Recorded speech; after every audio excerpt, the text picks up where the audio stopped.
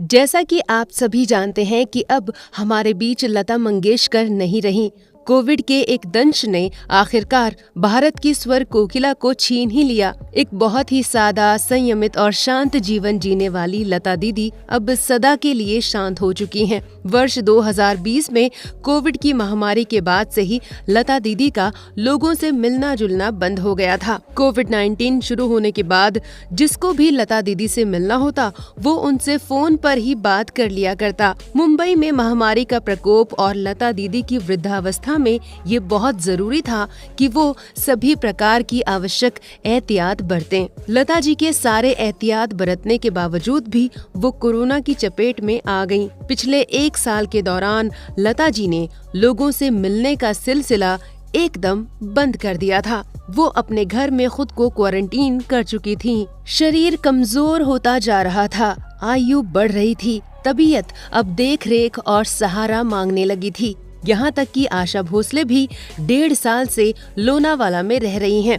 आशा भोसले भी लता मंगेशकर से सिर्फ 2 से 3 बार मिलने आई थीं। साल 2020 से ही लता जी की तबीयत को ध्यान में रखते हुए उनके लिए नर्सिंग स्टाफ रखा गया था। 5 से 6 नर्सेज उनकी देखभाल के लिए रखी गई थीं। लता जी का डाइट चार्ट भी लंबे समय से डॉक्टर के बताए अनुसार ही चलता आ रहा था, तो खाना पीना भी पिछले कुछ वर्षों में बहुत सादा और संयमित था। इतना सब कुछ करने के बावजूद भी लता मंगेशकर को कोरोना हो गया और वे इस दुनिया को अलविदा कह गईं। आपको बताते चलें कि कोरोना पॉजिटिव होने के बाद उनकी तबीयत ठीक भी होने लगी थी।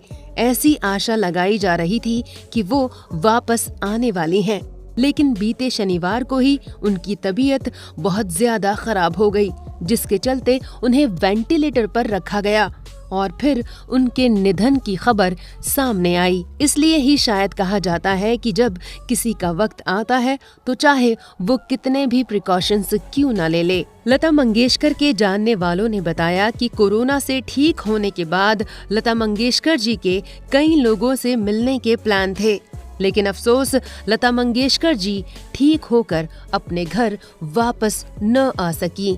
तो दोस्तों, आप भी स्वर कोकिला के लिए कमेंट बॉक्स में RIP लिखना न भूलें।